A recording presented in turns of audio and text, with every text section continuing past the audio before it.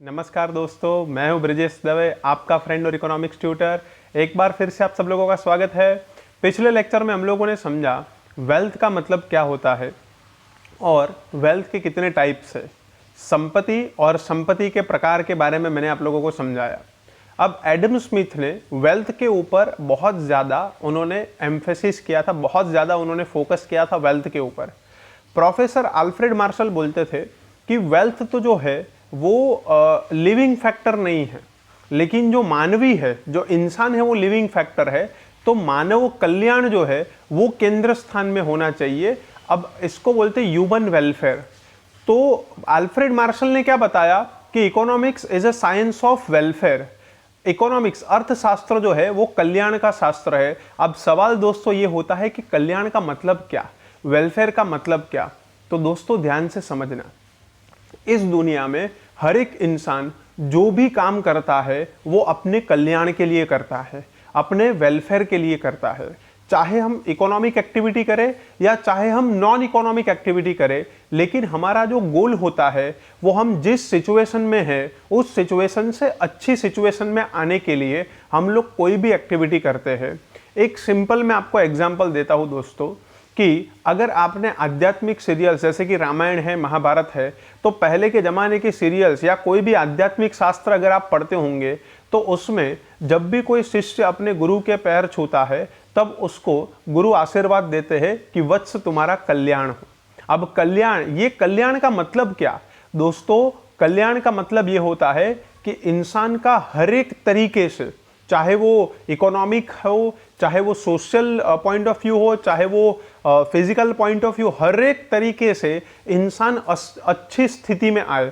आज मैं जिस स्थिति में हूं उससे मैं अच्छी स्थिति में पहुंचूं, इसको बोलते हैं दोस्तों कल्याण।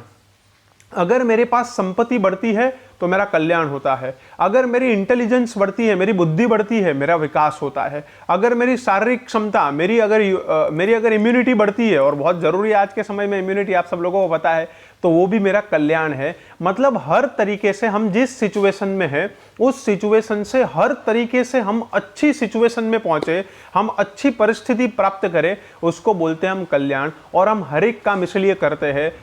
मान लो दोस्तों कि हमें भूख लगी है, तो ये अच्छी सिचुएशन नहीं है। हमें भूख लगी है, हमारे पास 10 रुपए है, किसी फास्ट फूड की कोई शॉप है जहां से 10 रुपए में हम लोग क्या कर रहे हैं, दाबेली परचेज कर रहे हैं और दाबेली खा रहे हैं। अब जैसे ही खाए तो पहले जिस सिचुएशन में थे, हंगर, पहले बहुत भूख लगी थी तो सिचुएशन अच्छी नहीं थी, लेकिन हमने कुछ ऐसी एक्टिविटी की, इकोनॉमिक एक्टिविटी, जिससे हम पहले से अच्छी स्थिति में आए।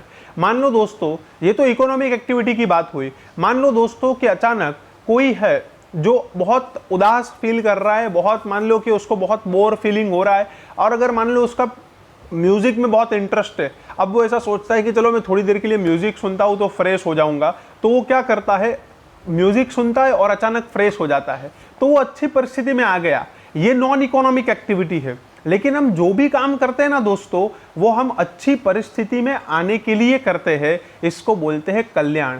कल्याण का मतलब यह होता है कि हर तरीके से हमारा अच्छा हो, हर तरीके से हम अच्छी परिस्थिति में आए, उसको हम बोलते हैं कल्याण।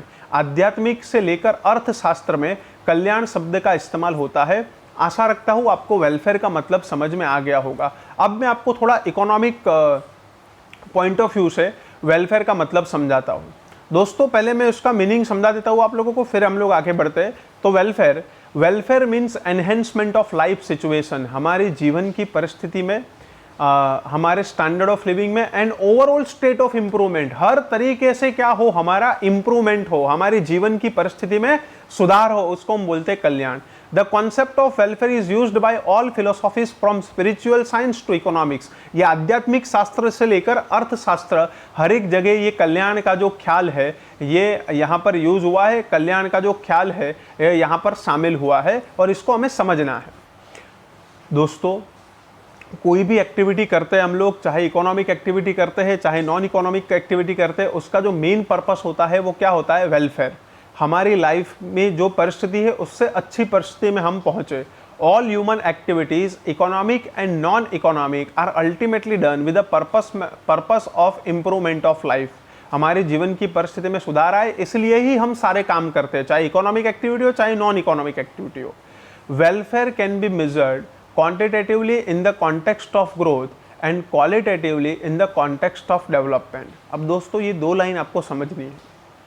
मैं आपको एक एग्जांपल देता हूँ दोस्तों, ग्रोथ किसको बोलते हैं और डेवलपमेंट किसको बोलते हैं, क्वांटिटेटिव किसको बोलते हैं, क्वालिटेटिव किसको बोलते हैं।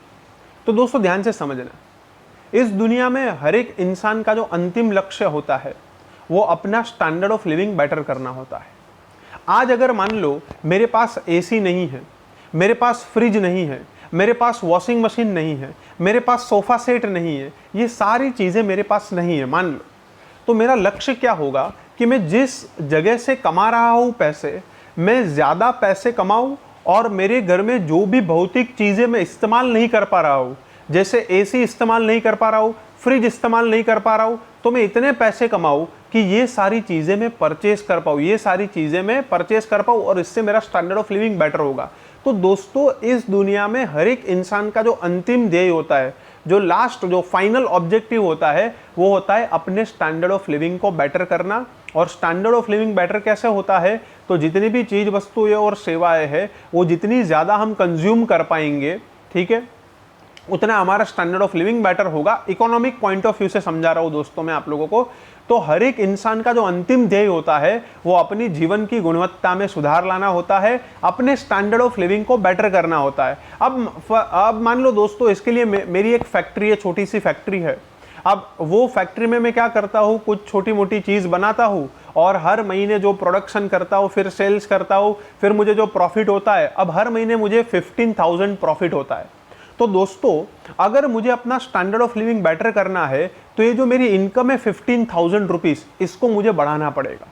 तो स्टैंडर्ड ऑफ लिविंग बेटर करने के लिए मुझे मेरा प्रॉफिट बढ़ाना पड़ेगा। मुझे प्रॉफिट बढ़ाने के लिए मेरी फैक्ट्री में जो सेल्स हो रहा है उस सेल्स को बढ़ाना पड़ेगा और दोस्तों सेल्स को बढ़ाने के लिए प्रोडक्शन को बढ़ाना पड़ेगा। तो दोस्तों ध्यान से सुनना, पहले मुझे सबसे पहला क्या करना पड़ेगा, अपनी फैक्ट्री का प्रोडक्शन बढ़ाना पड़ेगा। प्रोडक्शन बढ़ाने के बाद उसको ज़्यादा बेचना पड़ेगा, ज़्यादा बेचने के बाद मुझे ज़्यादा प्रॉफिट मिलेगा और प्रॉफिट मिला तो मैं सारी चीज़ें जो पहले परचेज नहीं कर पाता था अब मैं परचेज कर पाऊंगा। AC, fridge, washing machine. मान लो 15,000 रुपीज़ से मैं 2-3 साल में 60,000 रुपीज़, 4 गुना प्रॉफिट कमाता हूँ हर महीने, तो मेरा स्टैंडर्ड ऑफ लिविंग बेटर होगा कि नहीं होगा। इसको बोलते हैं हम दोस्तों डेवलपमेंट, इसको बोलते हैं वेलफेयर, जिसमें प्रोडक्शन भी बढ़ता है, जिसमें सेल्स भी बढ़ती है, प्रॉफिट भी बढ़ता है और लास्ट में इंसान का स्टैंडर्ड ऑफ लिविंग बेटर होता है, उसकी जीवन की गुणवत्ता में सुधार होता है। अब दोस्तों एक बात हमेशा याद रखना, मैंने यहाँ पर कितने सारे चेंजेस समझाए आप लोगों को। मैंने इंडिविजुअल लेवल पर, मेरी फैक्ट्री थी तो मुझे प्रोडक्शन बढ़ाना पड़ा, सेल्स बढ़ाना पड़ा, प्रॉफिट बढ़ाना पड़ा और फिर मेरा स्टैंडर्ड ऑफ लिविंग बेटर हुआ। अब थोड़ा कंट्री के बारे में सोचो दोस्तों, कि अगर कोई कंट्री है उसको इकोनॉमिक डेवलपमेंट करना है तो मेरा इकोनॉमिक डेवलपमेंट कब हुआ दोस्तों, ये जो मैंने आपको एग्जांपल दिया उसमें मेरा इकोनॉमिक डेवलपमेंट कब हुआ, मेरा वेलफेयर कब हुआ, मेरा कल्याण कब हुआ, मेरी जीवन की गुणवत्ता में सुधार कब हुआ। सब एक ही वर्ड है दोस्तों, डेवलपमेंट बोलो, वेलफेयर बोलो, जीवन की गुणवत्ता में सुधार बोलो, क्योंकि जीवन की गुणवत्ता में सुधार होता है तो ही डेवलपमेंट होता है, नहीं तो डेवलपमेंट नहीं होता है। तो दोस्तों मेरा डेवलपमेंट कब हुआ, जब मेरी इनकम बढ़ी तब। तो देश का डेवलपमेंट कब होगा, अगर मेरी अकेले की इनकम बढ़ती है तो मेरे अकेले का कल्याण होगा। लेकिन अगर मान लो हमें कलेक्टिव वेलफेयर, मतलब सबका वेलफेयर करना है, पूरे देश का वेलफेयर करना है, पूरे देश का इकोनॉमिक डेवलपमेंट करना है, तो दोस्तों क्या करना पड़ेगा, पूरे देश में सभी लोगों की इनकम को बढ़ाना पड़ेगा और सभी लोगों की इनकम को बोलते हैं पर कैपिटा इनकम। तो अगर हमें, जैसे मेरी इनकम 15,000 से 60,000 हुई, वैसे देश में अगर हमें इकोनॉमिक डेवलपमेंट करना है तो देश में सभी लोगों की इनकम बढ़ानी पड़ेगी। तो डेवलपमेंट करने के लिए, सभी लोगों के स्टैंडर्ड ऑफ लिविंग बेटर करने के लिए, गरीब लोगों को गरीबी रेखा से बाहर लाने के लिए, बेरोजगारों को रोजगारी देने के लिए हमें क्या करना पड़ेगा, पर कैपिटा इनकम बढ़ानी पड़ेगी। पर कैपिटा इनकम कैसे बढ़ेगी दोस्तों, उसके लिए हमें पूरे देश की इनकम बढ़ानी पड़ेगी, नेशनल इनकम बढ़ानी पड़ेगी। और नेशनल इनकम बढ़ाने के लिए हमें दोस्तों हमारे कंट्री की जीडीपी, जिसका मतलब होता है नेशनल प्रोडक्शन, बढ़ाना पड़ेगा। क्योंकि प्रोडक्शन बढ़ेगा, नई नई फैक्ट्रियां स्टार्ट होगी, लोगों को उसमें काम मिलेगा, लोगों की इनकम बढ़ेगी। तो इससे क्या होगा, सारे लोगों की इनकम बढ़ेगी और जब सब लोगों की इनकम बढ़ेगी तो सब लोगों का स्टैंडर्ड ऑफ लिविंग क्या होगा दोस्तों, बेटर होगा। इसको बोलते हैं कलेक्टिव वेलफेयर। तो अगर मेरी अकेले की इनकम बढ़ती है और मेरे अकेले का स्टैंडर्ड ऑफ लिविंग बेटर होता है तो उसको इंडिविजुअल वेलफेयर बोलते हैं। और अगर देश में सभी लोगों की इनकम बढ़ती है और सभी लोगों का स्टैंडर्ड ऑफ लिविंग बेटर होता है तो उसको कलेक्टिव वेलफेयर बोलते हैं। लेकिन दोस्तों यहां पर एक बात समझनी है हमें, यहां पर एक बात हमें समझनी है, इंडिविजुअल वेलफेयर और कलेक्टिव वेलफेयर में एक बात हमें समझनी है ध्यान से। दोस्तों अगर मेरी इनकम बढ़ी ना तो मेरा वेलफेयर होगा ही, अगर मेरी इनकम बढ़ी तो मेरा कल्याण होगा ही, क्योंकि मेरी इनकम मेरे हाथ में आ रही है। 15,000 का जो 60,000 रुपए प्रॉफिट हो रहा है, 60,000 वो मेरे हाथ में आ रहा है, मैं सारी चीजें परचेस कर पाऊंगा। लेकिन कलेक्टिव वेलफेयर में देश के पॉइंट ऑफ व्यू से हम ऐसा नहीं बोल सकते हैं कि अगर नेशनल इनकम बढ़ेगी, अगर पर कैपिटा इनकम बढ़ेगी तो सब लोगों का स्टैंडर्ड ऑफ लिविंग बेटर होगा ही। अब आप बोलोगे ऐसा कैसे सर, कि अगर देश की इनकम बढ़ी, नेशनल इनकम बढ़ी, नेशनल प्रोडक्शन बढ़ा, नेशनल इनकम बढ़ी, पर कैपिटा इनकम बढ़ी, सभी लोगों की इनकम बढ़ी, तो लोगों का स्टैंडर्ड ऑफ लिविंग बेटर कैसे नहीं होगा?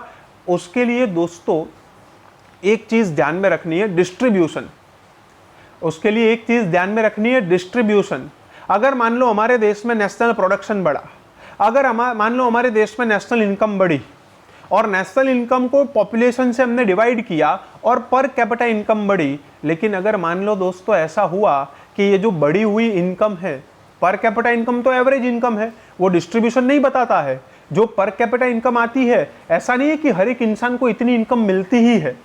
तो दोस्तों पर कैपिटा इनकम बढ़ने के साथ साथ, नेशनल इनकम बढ़ने के साथ साथ उसका डिस्ट्रीब्यूशन इक्वल होना चाहिए। गरीब लोगों के भाग में भी, गरीब लोगों के हिस्से में भी वो इनकम पहुंचनी चाहिए, तभी जाकर हमारे देश में सभी लोगों का स्टैंडर्ड ऑफ लिविंग बेटर होगा। अगर मान लो दोस्तों ऐसा हुआ कि अगर हमारे देश में नेशनल प्रोडक्शन बढ़ा, नेशनल इनकम बढ़ी, पर कैपिटा इनकम बढ़ी, लेकिन बढ़ी हुई इनकम सिर्फ पैसे वालों के हिस्से में ही गई, जो गरीब लोग हैं जिनका स्टैंडर्ड ऑफ लिविंग अच्छा नहीं है, अगर मान लो उनके हिस्से में पैसे नहीं आए, तो क्या होगा दोस्तों हमारे देश में? क्या वेलफेयर होगा? क्या लोगों का कल्याण होगा? क्या लोगों की जीवन की गुणवत्ता में सुधार होगा? नहीं होगा। ऊपर से क्या होगा? अनइक्वल डिस्ट्रीब्यूशन की वजह से धनिक और ज्यादा धनिक बनते जाएंगे और गरीब और ज्यादा गरीब बनते जाएंगे। Richer gets more richer, poorer gets more poor. तो दोस्तों इंडिविजुअल वेलफेयर में जो चीज अप्लाई होती है वो कलेक्टिव वेलफेयर में अप्लाई नहीं होती है। इंडिविजुअल वेलफेयर में अगर मेरी वेल्थ बढ़ेगी तो मेरा वेलफेयर होगा ही, अगर मेरी वेल्थ बढ़ी तो मेरा वेलफेयर होगा ही, मेरा प्रॉफिट बढ़ा तो मेरा कल्याण होगा ही। लेकिन अगर देश की वेल्थ बढ़े, मतलब देश की नेशनल इनकम बढ़े, तो क्या देश में सभी लोगों का स्टैंडर्ड ऑफ लिविंग बेटर होगा ही? नहीं दोस्तों, ऐसा जरूरी नहीं है। वो बढ़ी हुई जो संपत्ति है, उसका जो वितरण है, उसका जो डिस्ट्रीब्यूशन है, वो इक्वल होना चाहिए, तब जाकर सब लोगों का स्टैंडर्ड ऑफ लिविंग बेटर होगा। तो मैंने यहाँ पर आपको दो तरीके वेलफेयर समझाए, एक इंडिविजुअल वेलफेयर और एक कलेक्टिव वेलफेयर। अब दोस्तों यहाँ पर क्या लिखा है कि जब हम वेलफेयर की बात करते हैं, तो यहाँ पर क्या लिखा है कि ग्रोथ के कंटेक्स्ट में उसको हम गिन सकते, क्वांटिटेटिव है, और डेवलपमेंट की कॉन्टेक्स्ट में ये क्वालिटेटिव है। मतलब दोस्तों इसका मतलब क्या होता है कि किसी भी इंसान अब देखो दोस्तों, मेरी फैक्ट्री में प्रोडक्शन बढ़ रहा है तो उसको हम गिन सकते हैं कि नहीं गिन सकते? कितना प्रोडक्शन बढ़ा, गिन सकते हैं। अब जिस मेजरमेंट को, मतलब जिस फैक्टर को हम लोग गिन सकते हैं ना, उसको क्वांटिटेटिव बोलते हैं। जिसको हम गिन सकते हैं उसको क्वांटिटेटिव बोलते हैं, और जिसको हम गिन नहीं सकते ना उसको क्वालिटेटिव बोलते हैं। जैसे मान लो कि आप 10 रुपए की एक डेयरी मिल्क परचेज कर रहे हो, मैं आपको पूछता हूँ कि डेयरी मिल्क कितने की आई, तो आप इसको गिन पाओगे या नहीं गिन पाओगे? आप बोलोगे सर 10 रुपए की, तो ये क्वांटिटेटिव चेंज हुआ। ये कौन सा हुआ? क्वांटिटेटिव। अगर मैं आपको पूछता हूँ ये जो आपने 10 रुपए की डेयरी मिल्क ली वो कितने ग्राम है, तो उसमें लिखा होगा, आप बोल रहे हो सर 13.6 ग्राम है, तो वो क्वांटिटेटिव चेंज हुआ। लेकिन अगर मैं आपको तीसरा सवाल पूछता हूँ, दोस्तों ध्यान से सुनना ये एग्जाम्पल, मैं तीसरा सवाल पूछता हूँ आप लोगों को कि आपको डेयरी मिल्क कैसी लगी? अब आप बोलोगे सर 500 जैसी लगी, सर 1 लाख जैसी लगी। नहीं, कोई बोलेगा अच्छी लगी, कोई बोलेगा सर बहुत अच्छी लगी, सर ठीक ठीक लगी। ये क्वालिटी के बारे में पूछ रहा हूं, और क्वालिटी कभी भी नाप नहीं सकते हैं दोस्तों। तो इसलिए ग्रोथ जो है ना, ग्रोथ उसको हम नाप सकते हैं। जब हमारे देश में सिर्फ प्रोडक्शन बढ़ता है ना, तो उसको इकोनॉमिक ग्रोथ बोलते हैं। जब हमारे देश में सिर्फ प्रोडक्शन बढ़ता है तो उसको इकोनॉमिक ग्रोथ बोलते हैं। तो ग्रोथ को नाप सकते हैं, लेकिन प्रोडक्शन बढ़ा, नेशनल इनकम बढ़ी, पर कैपिटा इनकम बढ़ी और लोगों का स्टैंडर्ड ऑफ लिविंग बेटर हुआ, तब हम बोल सकते हैं कि हमारे देश में इकोनॉमिक डेवलपमेंट हुआ है। मतलब डेवलपमेंट में 4 स्टेप है दोस्तों। प्रोडक्शन बढ़ना चाहिए, नेशनल इनकम बढ़नी चाहिए, पर कैपिटा इनकम बढ़नी चाहिए और गरीब लोगों के हिस्से में वो इनकम आनी चाहिए, लोगों का स्टैंडर्ड ऑफ लिविंग बेटर होना चाहिए, तभी हम बोल सकते हैं कि हमारे देश में इकोनॉमिक डेवलपमेंट हुआ है। तब तक हम नहीं बोल सकते। तो लोगों की जीवन की जो गुणवत्ता है, स्टैंडर्ड ऑफ लिविंग है, उसको हम नाप नहीं सकते हैं, क्योंकि ये क्वालिटेटिव है, ये क्वालिटी है, क्वालिटी ऑफ लाइफ, जीवन की गुणवत्ता, और क्वालिटी को कभी भी नहीं नापा जा सकता। इसलिए यहां पर ये लिखा है दोस्तों कि ग्रोथ हो बहुत अच्छा है, उसको नाप सकते हैं, तो वो क्वांटिटेटिव है, और डेवलपमेंट हो वो तो उससे भी अच्छा है, लेकिन वो कौन सा चेंज है, क्वालिटेटिव।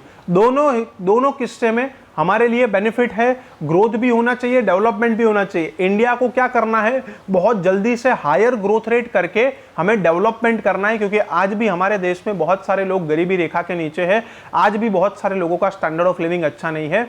तो उनका स्टैंडर्ड ऑफ लिविंग हमें क्या करना है दोस्तों, बेटर करना है।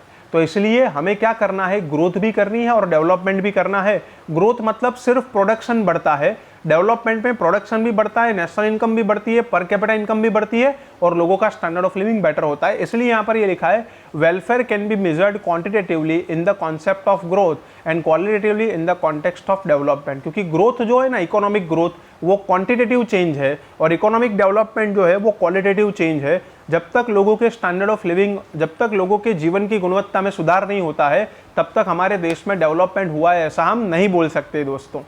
तो ये समझ में आया होगा आप लोगों को। अगर कुछ भी समझ में ना आया हो दोस्तों, मैंने जो समझाया डिटेल में आप लोगों को, तो कमेंट बॉक्स पे कमेंट कर सकते हो। In economics subject of welfare can be studied as first individual welfare and second is collective welfare. When an individual seeks to make efforts to improve her or his standard of living and well-being, it becomes a subject of individual welfare। जब कोई भी व्यक्ति अपनी जीवन की गुणवत्ता में सुधार करना चाहता है और इसके लिए प्रयत्न करता है, तो उसको इंडिविजुअल वेलफेयर बोलते हैं। जैसा मैंने अपनी कंपनी का प्रॉफिट बढ़ाया, अपनी फैक्ट्री का, और मैंने अपना स्टैंडर्ड ऑफ लिविंग बेटर किया, तो ये मेरा व्यक्तिगत कल्याण हुआ। लेकिन when nations and government seek to improve growth, development etc, it becomes subject matter of collective welfare। जब अलग अलग देश और देशों की सरकार जब पूरे देश की मतलब ग्रोथ इंप्रूव करना चाहती हो, पूरे देश का जब डेवलपमेंट करना चाहते हो, सब लोगों का स्टैंडर्ड ऑफ लिविंग बेटर करना चाहते हो, तो उसको बोलते हैं हम कलेक्टिव वेलफेयर। एक बात हमेशा याद रखना दोस्तों, इंडिविजुअल वेलफेयर और कलेक्टिव वेलफेयर में क्या होता है मैंने आप लोगों को समझा दिया, ठीक है। जब मेरी वेल्थ बढ़ेगी तो मेरा वेलफेयर होगा ही, लेकिन देश की वेल्थ बढ़ेगी तो डिस्ट्रीब्यूशन के ऊपर डिपेंड है। अगर डिस्ट्रीब्यूशन इक्वल होगा तो लोगों का वेलफेयर होगा, अगर डिस्ट्रीब्यूशन इक्वल नहीं होगा तो लोगों का वेलफेयर नहीं होगा। वो मैंने समझा दिया है। यहाँ पर लिखा है relationship between wealth and welfare, आप अच्छे से इसको पढ़ लेना, आप लोगों को समझ में आ जाएगा। लेकिन मुझे एक बात जो लास्ट टॉपिक समझाना है कि जब भी इकोनॉमिक्स में वेलफेयर शब्द आए तो आप क्या समझोगे, इंडिविजुअल वेलफेयर समझोगे या कलेक्टिव वेलफेयर समझोगे। तो जब भी इकोनॉमिक्स में वेलफेयर शब्द आए आपको समझना है कलेक्टिव वेलफेयर। स्वार्थी नहीं बनना है, सेल्फिश नहीं बनना है, सिर्फ इंडिविजुअल का वेलफेयर नहीं, कलेक्टिव वेलफेयर, पूरे देश का जो कल्याण है वो होना चाहिए। और वो कैसे होगा, क्या प्रॉब्लम है हमारे देश में, इकोनॉमिक प्रॉब्लम्स, वो सब आगे आगे मैक्रो इकोनॉमिक्स में हम लोग पढ़ेंगे। लेकिन ये था वेल्थ और वेलफेयर का रिलेशनशिप। इंडिविजुअल वेल्थ बढ़ती है तो वेलफेयर बढ़ता है, लेकिन देश की वेल्थ बढ़ती है तो जरूरी नहीं है कि सब लोगों का वेलफेयर होगा ही। हाँ, अगर डिस्ट्रीब्यूशन इक्वल होगा तो वेलफेयर होगा, नहीं तो वेलफेयर कल्याण होगा नहीं। कल्याण जो है, वेलफेयर जो है वो विस्तृत ख्याल है, ब्रॉड कॉन्सेप्ट है। वेल्थ जो है वो नैरो कॉन्सेप्ट है। वेलफेयर मतलब हर तरीके से हमारा अच्छा हो, हर तरीके से हमारी परिस्थिति में सुधार हो। वेल्थ का मतलब सिर्फ इकोनॉमिक तरीके से कि भाई सिर्फ हमारी संपत्ति बढ़े। तो वेलफेयर का कॉन्सेप्ट ब्रॉड है, वेल्थ का कॉन्सेप्ट नैरो है। तो इतना आप लोगों को समझ में आया होगा दोस्तों वेल्थ और वेलफेयर के बारे में, पूरी जिंदगी के लिए काम में आएगा ये कॉन्सेप्ट। तो आज के लिए हम लोग रखते हैं इतना। नेक्स्ट वीडियो, नेक्स्ट लेक्चर में मैं आप लोगों को समझाऊंगा फैक्टर्स ऑफ प्रोडक्शन के बारे में, जिसके बिना प्रोडक्शन नहीं हो सकता है, ग्रोथ नहीं हो सकती है, डेवलपमेंट नहीं हो सकता है, कोई भी फैक्ट्री स्टार्ट नहीं हो सकती है। नेक्स्ट वीडियो, नेक्स्ट लेक्चर में समझाऊंगा। तो ये वीडियो अच्छे से देखना, समझना। कुछ भी डाउट हो कमेंट बॉक्स पे कमेंट करना। मिलते हैं हम लोग नेक्स्ट वीडियो, नेक्स्ट लेक्चर में। तब तक के लिए जय सिया राम।